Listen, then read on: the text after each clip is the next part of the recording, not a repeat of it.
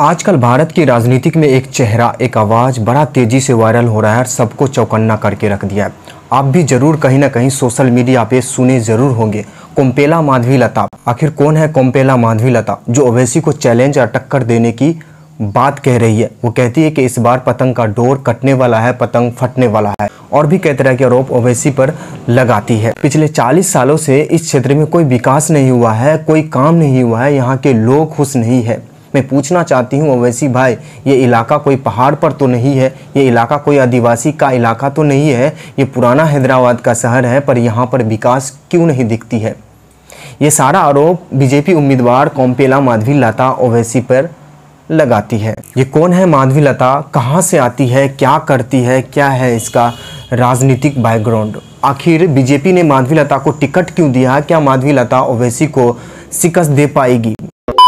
30 जनवरी 1975 को हैदराबाद के हिंदू परिवार में जन्मी। शुरुआती शिक्षा वहां के आसपास स्कूलों में हुआ, फिर डिग्री की पढ़ाई निजाम कॉलेज से करती है, फिर पॉलिटिकल साइंस से मास्टर की पढ़ाई उस्मानिया यूनिवर्सिटी से करती है, फिर बाद में टीचर बनके कुछ सालों तक बच्चों को पढ़ाती है और भरतनाट्यम में भी डांसर बन के काम करती है। 100 से भी ज्यादा स्टेज शो करती है। माधवीलता को 3 बच्चे हैं, जिसमें सबसे बड़ी बेटी 19 वर्ष की है जो IIT मद्रास में बीटेक की पढ़ाई कर रही है। दूसरा बेटा है जो वही IIT मद्रास में फर्स्ट ईयर का स्टूडेंट है। तीसरी बेटी है जो 11th क्लास का स्टूडेंट है। माधवी की पति विश्वनाथ जो एक एमिरेट्स विरिंची कंपनी का CEO है। डॉक्टर माधवीलता विरिंची हॉस्पिटल की प्रमुख है, साथ ही साथ लोपामा मुद्रा चैरिटेबल ट्रस्ट एंड लातामा फाउंडेशन की भी प्रमुख है। माधवीलता एक गौशाला का भी देखरेख करती है, सच्चा कृष्ण भक्त है, कट्टर हिंदू है, हिंदुत्व के लिए जानी जाती। अब सवाल ये उठता है कि बीजेपी ने माधवीलता को टिकट क्यों दिया, वो भी लोकसभा के, जबकि इससे पहले माधवीलता कोई चुनाव नहीं लड़ी है, कोई राजनीतिक बैकग्राउंड नहीं है। ऐसे में डायरेक्ट लोकसभा का टिकट मिलना ये अपने आप में बड़ी बात है। दरअसल बीजेपी हमेशा एक ऐसा चेहरा ढूंढती रहती है जो कट्टर हिंदू हो, हिंदुत्व की बात करता हो, भड़काऊ भाषण देता हो, मुसलमान पाकिस्तान करता हो।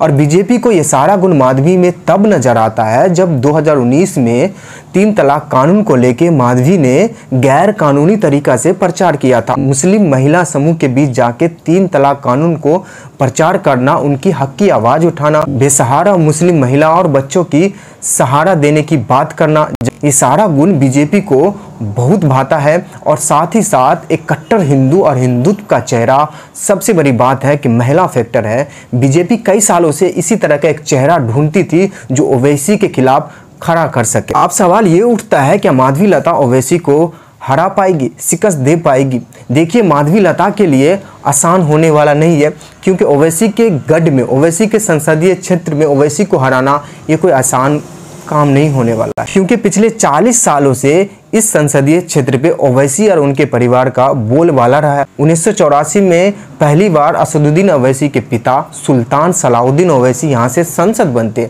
वो 6 बार संसद बने। उसके बाद 2004 में यहाँ से उनके बेटे असदुद्दीन ओवैसी संसद बने।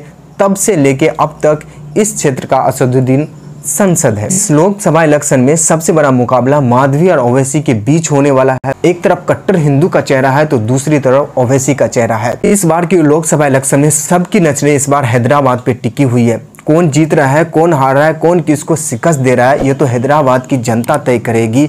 दोस्तों, आपको क्या लगता है, ओवैसी को माधवीलता हरा पाएगी? आपको क्या लगता है, आप मुझे कमेंट में बताइए।